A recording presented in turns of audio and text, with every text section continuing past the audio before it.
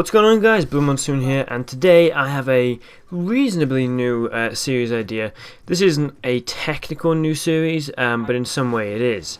Now, I started the series Weapon Weekly quite a while ago, based off the idea a friend gave me, where each week the weapon I was using most, I'd talk about it in a video, maybe cover it, give some tips on it, and in general give you guys advice on it. Now, it did sort of do well, but the main problem with it is the fact that I have to use a gun so many times, and the fact that the gameplay needs to actually be very good, because you are focusing mainly on the gameplay more than any other gameplay in a different video I would do. Loadout occasionally people just listen to the commentary, and live comms of course people just listen to that as well. But this one you hopefully will be paying attention to the gameplay to see what this gun looks like and maybe even how it operates. Now, I have done the series before in Battlefield, and I kind of feel that because Battlefield 4 isn't really old, it's only 2 years old, of course, which is as old as Battlefield 3 was, but I feel like people are getting slightly bored of gameplay from Battlefield 4, so I am thinking about new gameplay or new games I could possibly play on. Rainbow Six Siege is a game I still really enjoy, but the problem with it doesn't quite fit into the mold of a typical FPS. The way the guns are done, the way loadouts are done, you can't really do typical sort of videos on the game.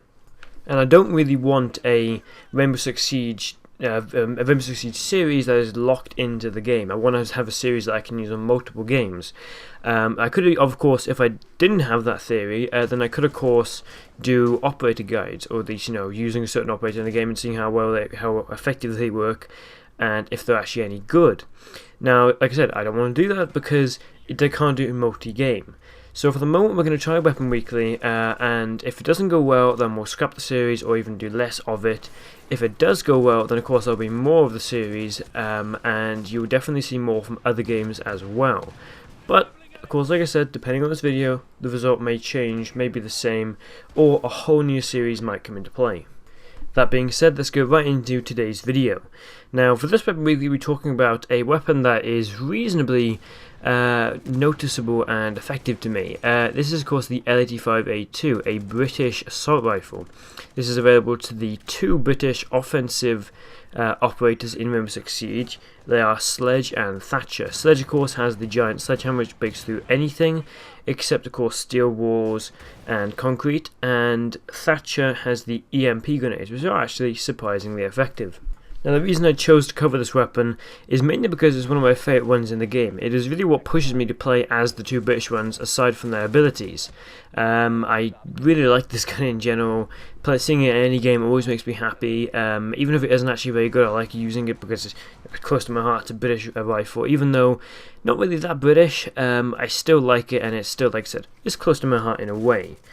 It has a reasonably slow rate of fire for an assault rifle at only 670 rounds per minute, and the recoil isn't actually perfect. You can see in most of this gameplay I'm using a ACOG sight. That was a regret, and I do actually think I should have put a holographic sight, a red dot, or a reflex sight. They definitely work better than the ACOG sight. It does 45 damage to any part of the body, 38 with a suppressor, and of course the one-shot headshot available to every weapon in the game. Now, my ideal setup for this weapon is, you have to understand, it is not a close-range weapon or a long-range weapon. My ideal setup is a red dot sight, reflex, or holographic. Preferably, whatever you prefer is best. I dislike the ACOG sight, so you can use it, but it's not really a preference I would go with. The foregrip is essential on any gun except for shotguns, where it's debatable if it actually has any advantage or not. The suppressor is helpful, but not hugely effective compared to the others. It just has the biggest benefit out of all of them. Personally, I prefer using this for Thatcher than the other two operators, or the other operators, sorry, in Seige. Seige is just too close quarters to use this for, and I sort of feel like Thatcher just has that slight ability that makes him a little bit better than Seige occasionally. You can of course use a shotgun with Seige, which is actually a good idea to go with. I'd like to see this weapon in more classes, maybe if we saw it in sort of a random combination of all the forces, possibly if we saw more SAS, which is unlikely honestly, or if we saw the weapon available on more operators than just the two British ones. It is quite an interesting weapon that I'd definitely like to see more of. Now, hopefully you guys enjoy the video. Tell me down in the comments if you think I should continue this or not. But until then, guys, Blue Monsoon out.